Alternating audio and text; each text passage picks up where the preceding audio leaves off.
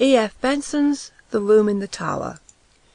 It is probable that everybody who is at all a constant dreamer has had at least one experience of an event or a sequence of circumstances which have come to his mind in sleep, being subsequently realized in the material world.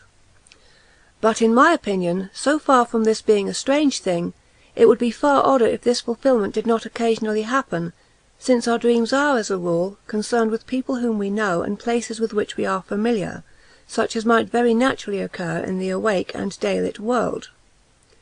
True, these dreams are often broken into by some absurd and fantastic incident, which puts them out of court in regard to their subsequent fulfilment, but on the mere calculation of chances, it does not appear in the least unlikely that a dream imagined by anyone who dreams constantly should occasionally come true.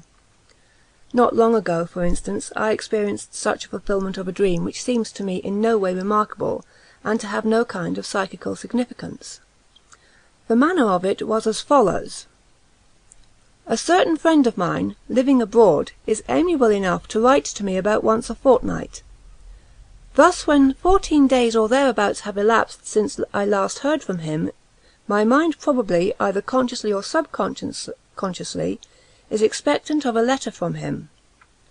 One night last week I dreamt that as I was going upstairs to dress for dinner I heard, as I often heard, the sound of the postman's knock on my front door, and diverted my direction downstairs instead. There, among other correspondence, was a letter from him. Thereafter the fantastic entered, for on opening it I found inside the ace of diamonds, and scribbled across it in his well-known handwriting, "I am sending you this for safe custody, as you know it is running an unreasonable risk to keep aces in Italy." The next evening I was just preparing to go upstairs to dress when I heard the postman's knock, and did precisely as I had done in my dream. There, among other letters, was one from my friend, only it did not contain the ace of diamonds. Had it done so, I should have attached more weight to the matter, which as it stands seems to me a perfectly ordinary coincidence. No doubt I consciously or subconsciously expected a letter from him, and this was suggested to me by my dream. Similarly, the fact that my friend had not written to me for a fortnight suggested to him that he should do so. But occasionally it is not so easy to find such an explanation, and for the following story I can find no explanation at all. It came out of the dark, and into the dark it has gone again. All my life I have been an habitual dreamer.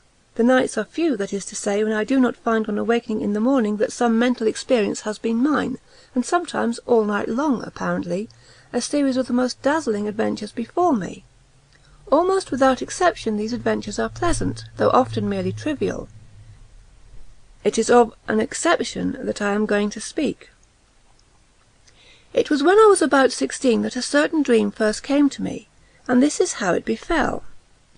It opened with my being set down at the door of a big red brick house, where I understood I was going to stay. The servant who opened the door told me that tea was being served in the garden, and led me through a low dark-panelled hall with a large open fireplace onto a cheerful green lawn set round with flower beds.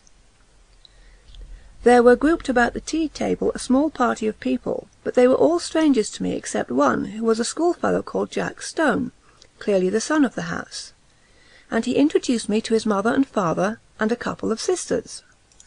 I was, I remember, somewhat astonished to find myself here, for the boy in question was scarcely known to me, and I rather disliked what I knew of him. Moreover, he had left school nearly a year before. The afternoon was very hot, and an intolerable oppression reigned.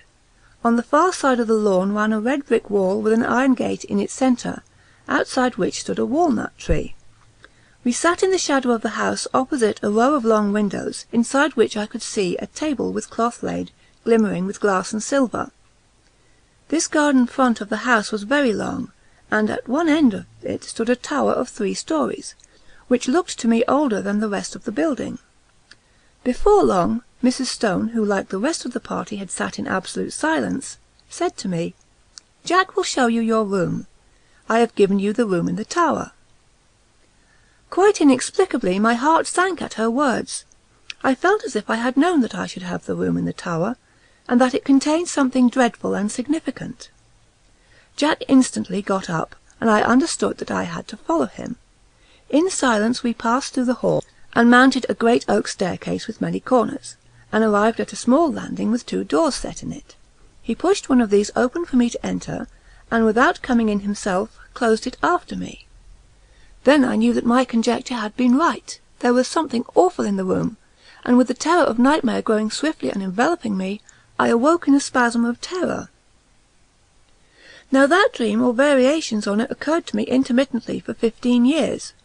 Most often it came in exactly this form: the arrival, the tea laid out on the lawn, the deadly silence succeeded by that one deadly sentence. The mounting with Jack Stone up to the room in the tower where horror dwelt, and it always came to a close in the nightmare of terror at that which was in the room, though I never saw what it was. At other times I experienced variations on this same theme. Occasionally, for instance, we would be sitting at dinner in the dining-room, into the windows of which I had looked on the first night when the dream of this house visited me. But wherever we were, there was the same silence, the same dreadful oppression and foreboding. And the silence, I knew, would always be broken by Mrs. Stone saying to me, "Jack will show you your room. I have given you the room in the tower."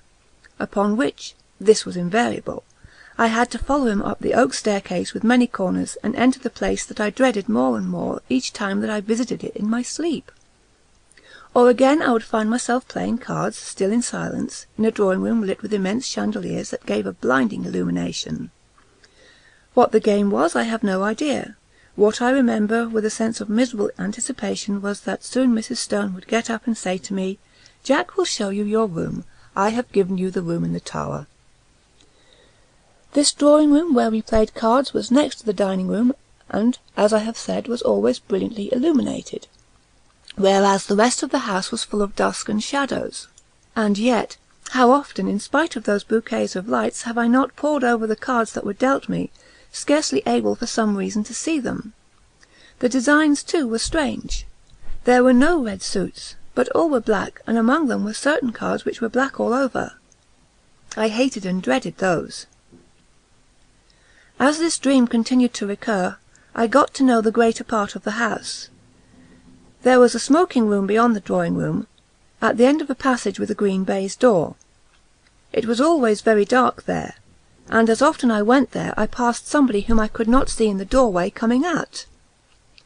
Curious developments, too, took place in the characters that peopled the dream, as might happen to living persons. Mrs. Stone, for instance, who when I first saw her had been black-haired, became grey, and instead of rising briskly, as she had done at first when she said, "Jack will show you your room, I have given you the room in the tower," got up very feebly, as if the strength was leaving her limbs. Jack also grew up, and became a rather ill-looking young man with a brown moustache, while one of the sisters ceased to appear, and I understood she was married. Then it so happened that I was not visited by this dream for 6 months or more, and I began to hope, in such inexplicable dread did I hold it, that it had passed away for good. But one night after this interval I again found myself being shown out on to the lawn for tea, and Mrs. Stone was not there, while the others were all dressed in black.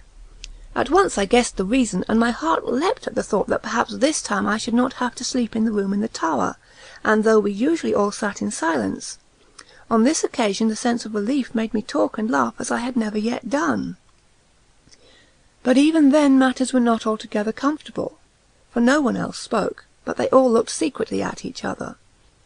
And soon the foolish stream of my talk ran dry, and gradually my apprehension, worse than anything I had previously known, gained on me as the light slowly faded. Suddenly a voice which I knew well broke the stillness, the voice of Mrs. Stone saying, "Jack will show you your room. I have given you the room in the tower." It seemed to come from near the gate in the red brick wall that bounded the lawn, and looking up, I saw that the grass outside was sown thick with gravestones. A curious greyish light shone from them, and I could read the lettering on the grave nearest me, and it was, "In evil memory of Julia Stone." And as usual Jack got up, and again I followed him through the hall, and up the staircase with many corners. On this occasion it was darker than usual, and when I passed into the room in the tower I could only just see the furniture, the position of which was already familiar to me. Also there was a dreadful odour of decay in the room, and I woke screaming. The dream, with such variation and developments as I have mentioned, went on at intervals for 15 years. Sometimes I would dream it 2 or 3 nights in succession. Once, as I have said, there was an intermission of 6 months, but taking a reasonable average, I should say that I dreamt it quite as often as once in a month. It had, as is plain, something of nightmare about it, since it always ended in the same appalling terror, which, so far from getting less, seemed to me to gather fresh fear every time that I experienced it. There was, too, a strange and dreadful consistency about it. The characters in it, as I have mentioned, got regularly older. Death and marriage visited this silent family, and I never in the dream, after Mrs. Stone had died, set eyes on her again. But it was always her voice that told me that the room in the tower was prepared for me, and whether we had tea out on the lawn, or the scene was laid in one of the rooms overlooking it, I could always see her gravestone standing just outside the iron gate. It was the same, too, with the married daughter. Usually she was not present, but once or twice she returned again in company with a man whom I took to be her husband. He, too, like the rest of them, was always silent. But owing to the constant repetition of the dream, I had ceased to attach, in my waking hours, any significance to it. I never met Jack Stone again during all those years, nor did I ever see a house that resembled this dark house of my dream. And then something happened. I had been in London in this year, up till the end of July, and during the first week in August went down to stay with a friend in a house he had taken for the summer months, in the Ashdown Forest district of Sussex. I left London early, for John Clinton was to meet me at Forest Row Station, and we were going to spend the day golfing and go to his house in the evening.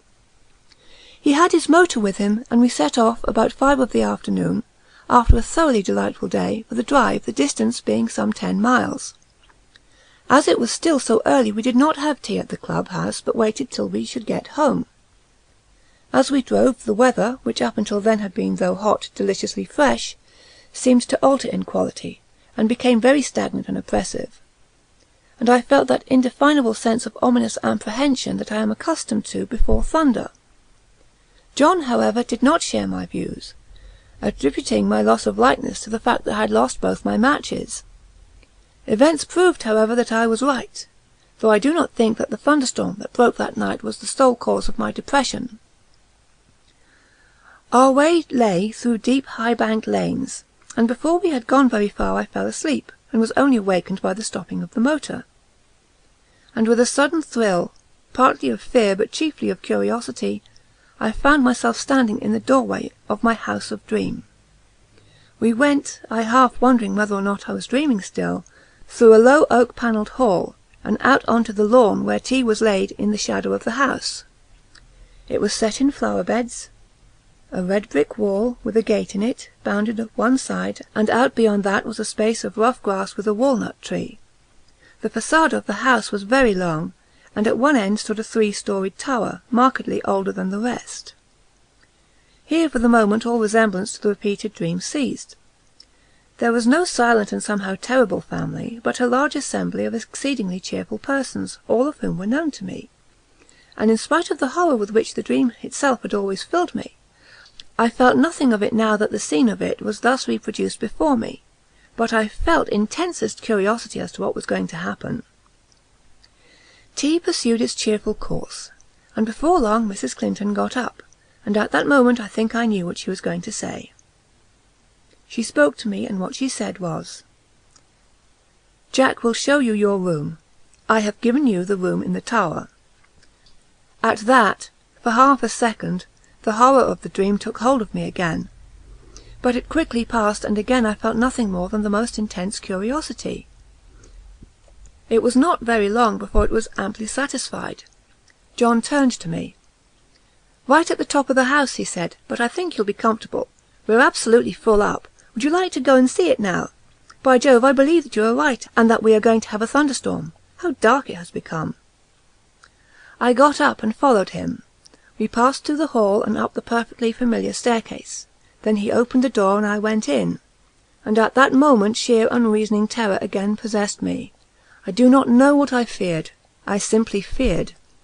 Then, like a sudden recollection, when one remembers a name which has long escaped the memory, I knew what I feared.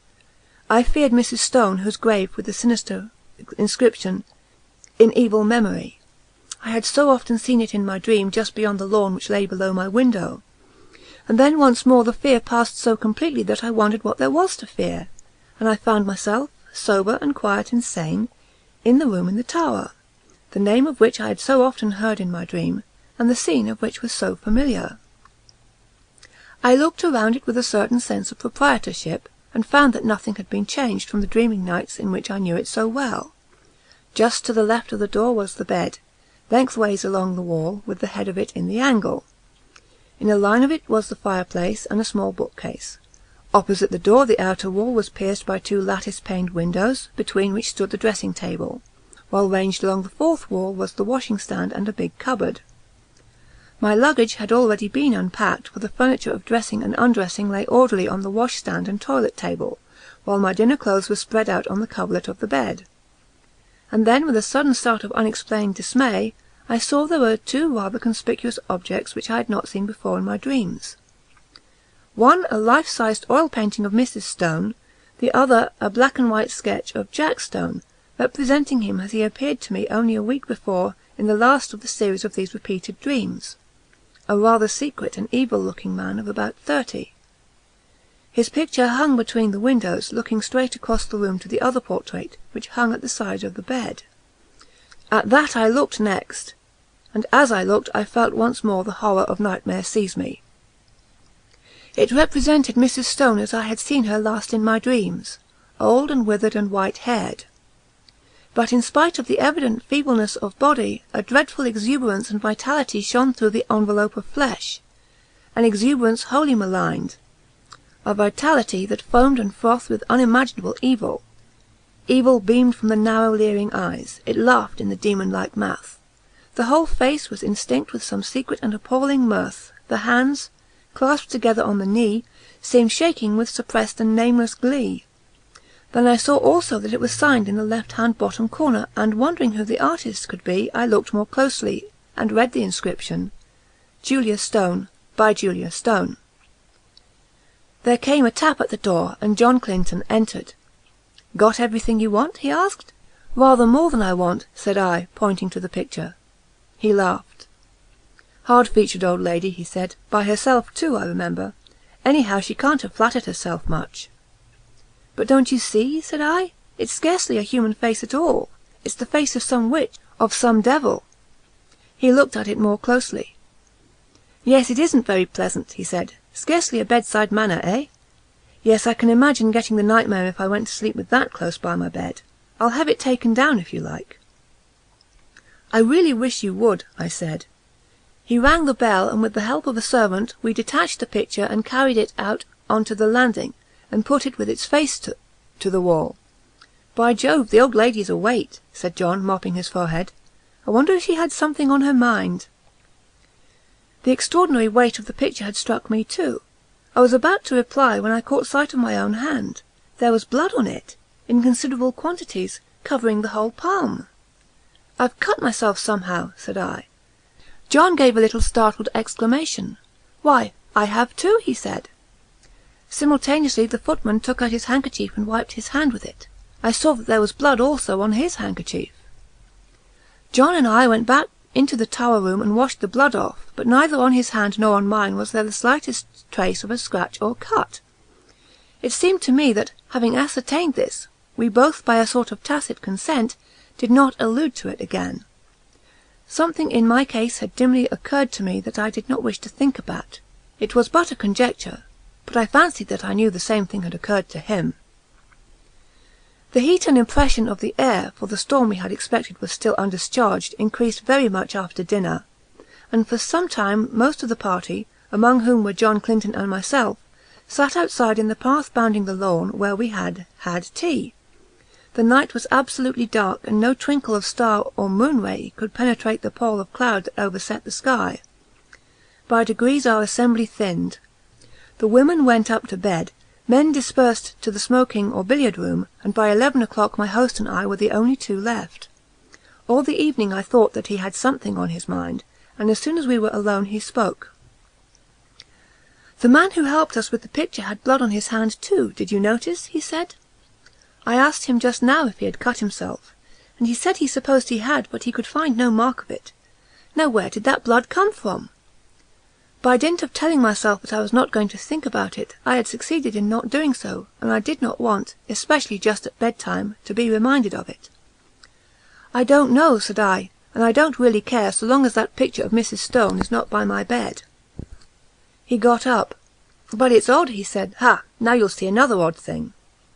A dog of his, an Irish terrier by breed, had come out of the house as we talked. The door behind us into the hall was open, and a bright oblong of light shone across the lawn to the iron gate which led on to the rough grass outside, where the walnut tree stood.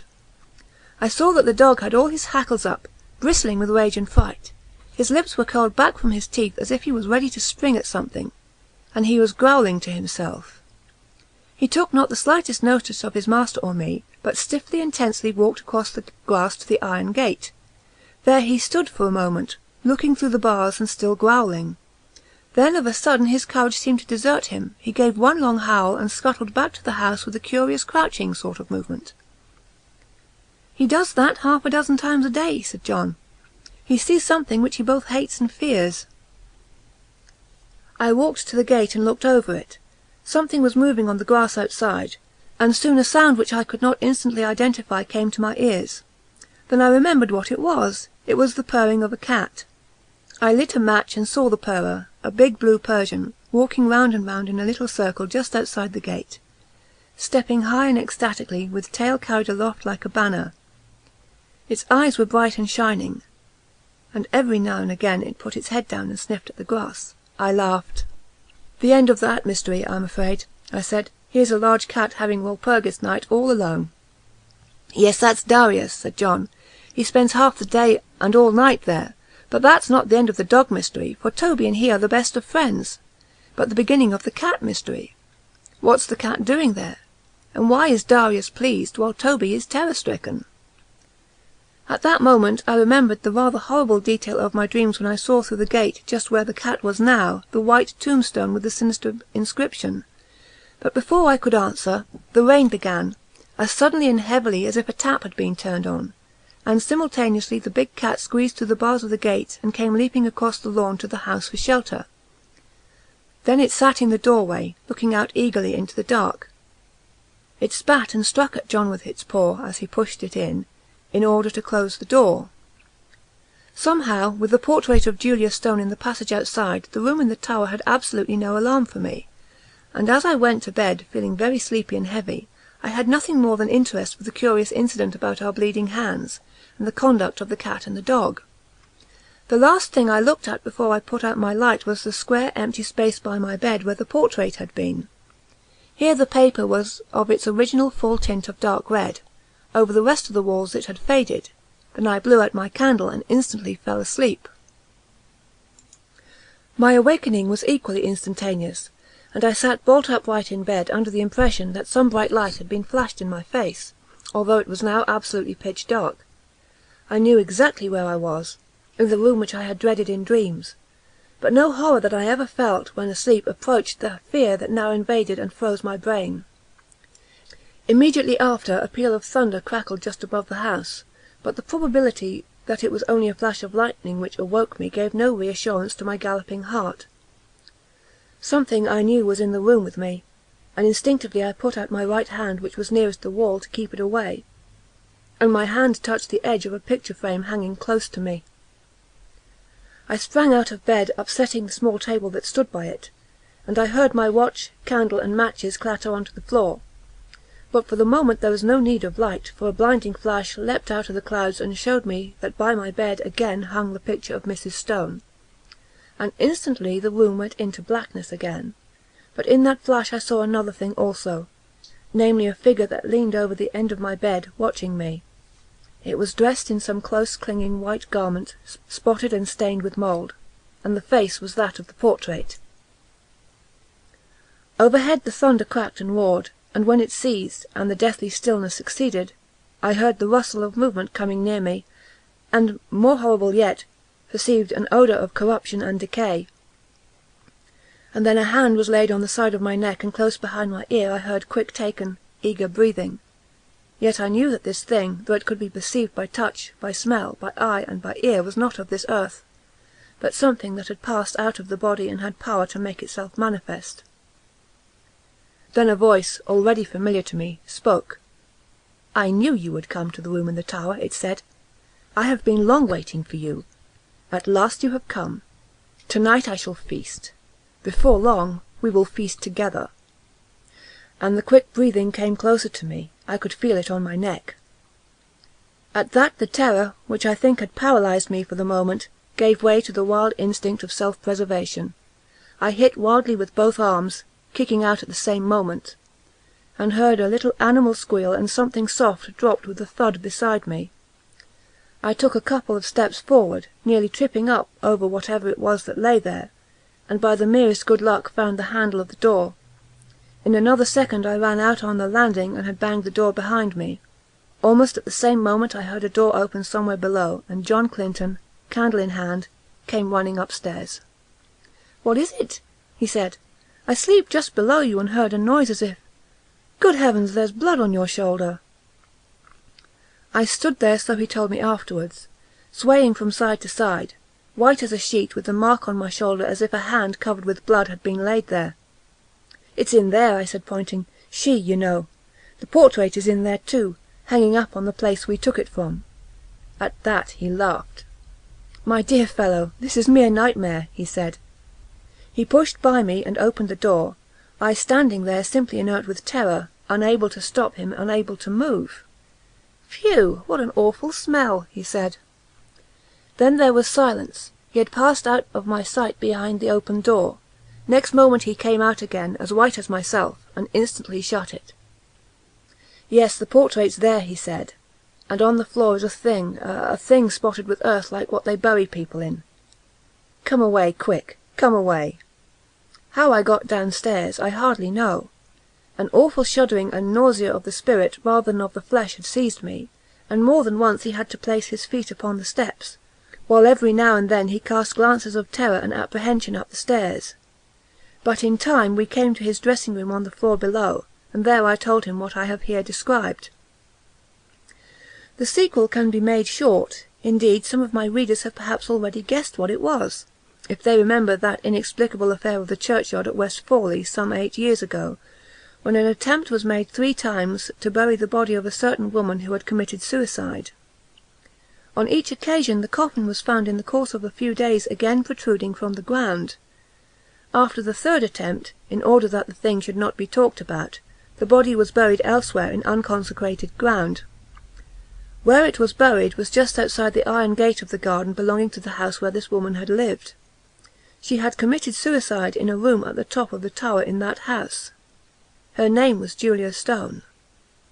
Subsequently the body was again secretly dug up, and the coffin was found to be full of blood.